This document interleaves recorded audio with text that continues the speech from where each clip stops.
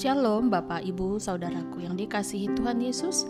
Salam damai sejahtera buat saudara semua dimanapun berada. Pagi ini saya kembali mengajak, marilah kita bersaat teduh dan berdoa dalam renungan penuntun kehidupan setiap hari. Kiranya damai sejahtera Allah dan tuntunan Roh Kudus menyertai kita sepanjang hari ini. Tema renungan pagi ini, hidup benar. Nats Alkitab terdapat di dalam Mazmur 11 ayat 1 sampai dengan ketiga. Demikianlah firman Tuhan. Pada Tuhan aku berlindung. Bagaimana kamu berani berkata kepadaku, terbanglah ke gunung seperti burung. Sebab lihat orang fasik melentur busurnya. Mereka memasang anak panahnya pada tali busur untuk memanah orang yang tulus hati di tempat gelap. Apabila dasar-dasar dihancurkan, apakah yang dapat dibuat oleh orang benar itu? Bapak Ibu Saudaraku yang dikasihi Tuhan Yesus, judul perikop dari ayat firman Tuhan yang kita baca pagi ini adalah Tuhan tempat perlindungan. Daud adalah orang yang mengerti betul bahwa apakah yang dapat dilakukan oleh orang benar tatkala ia berada dalam bahaya. Tentu ketika Daud dan pasukannya diserang, ia panik, ia ketakutan, ia terdesak oleh orang-orang fasik yang melenturkan busurnya dan ingin menembaki dia. Apakah Daud harus lari dan terbang seperti burung untuk bersembunyi di atas gunung, menghindari masalah, mencari aman, dan berhenti melakukan apapun? Saudaraku, dalam hidup ini kita seringkali dihadapkan dengan sesuatu yang tidak terduga. Selama 2 tahun belakangan ini, kita pernah betul-betul merasa takut dan terintimidasi dengan pandemi COVID-19 yang melanda seluruh dunia. Setelah penularan pandemi ini sedikit demi sedikit mereda, tahu-tahu masyarakat di Indonesia dihadapkan dengan krisis minyak goreng. Pemerintah berusaha melakukan solusi dengan memberikan subsidi terhadap harga minyak agar kebutuhan masyarakat dapat terpenuhi. Tetapi banyak masyarakat mengeluh karena mereka kesulitan membeli minyak goreng karena barangnya langka. Kemudian pemerintah menetapkan untuk mencabut subsidi dan menyerahkan harga minyak goreng sesuai dengan harga pasar yang sedang tinggi. Tentu saja banyak masyarakat menjerit. Lalu bagaimanakah orang benar menyikapi keadaan ini? Apa yang dapat kita lakukan ketika keadaan di sekeliling kita mendatangkan goncangan, mendatangkan ketidaknyamanan, mendatangkan tekanan, mendatangkan kesedihan dan kekhawatiran? Saudara, kita adalah orang-orang benar di hadapan Allah. Dan banyak persoalan pergumulan dapat membuat iman kita tergoncang, termasuk menggoncangkan iman orang-orang benar. Mari kita belajar dari sikap Daud di dalam Mazmur 11 ini. Tatkala ia mendapatkan serangan daripada musuh-musuhnya, ia mengambil keputusan dan berkata, "Pada Tuhan aku berlindung." Ini mengajarkan kita bahwa orang benar haruslah berani untuk bisa terus menjadi orang benar, saudara.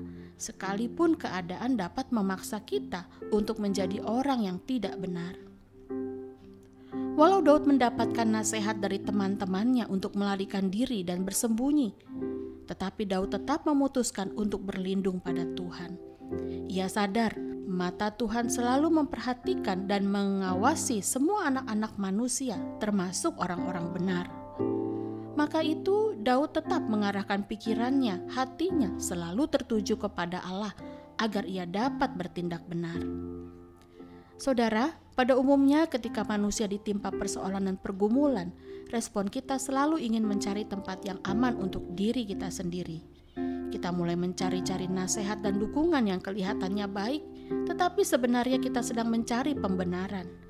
Kita ingin orang lain mengerti keadaan kita dan berharap mereka setuju dengan keputusan-keputusan kita. Makanya kenapa banyak pasangan yang akhirnya bercerai? Karena masing-masing pasangan mempertahankan egonya daripada memikirkan masa depan anak-anak mereka.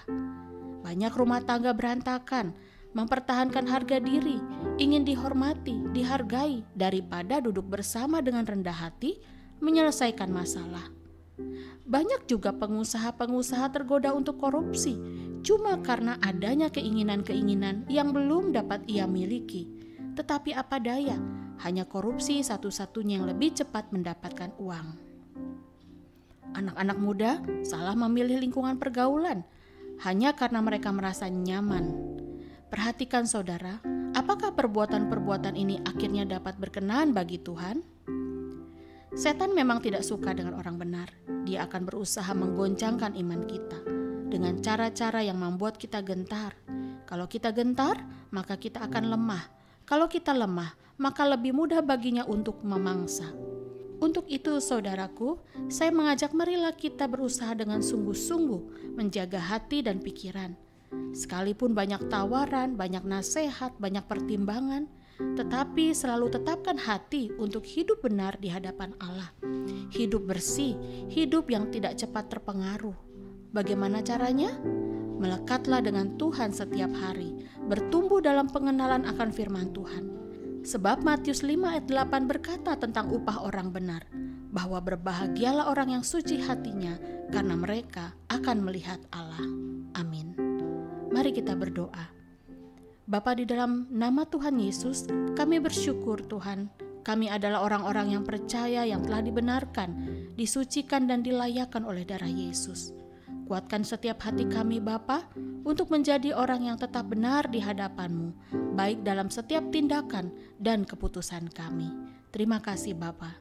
Di dalam nama Tuhan Yesus kami berdoa. Amin. Kiranya berkat yang sempurna dari Allah Bapa, kasih karunia dari Tuhan Yesus Kristus dan persekutuan yang indah dengan Roh Kudus menyertai kita dari sekarang ini dan sampai selama-lamanya. Maju terus dalam tuntunan Tuhan saudaraku, tetaplah semangat, sampai jumpa esok hari di penuntun kehidupan setiap hari, dan Tuhan Yesus memberkati.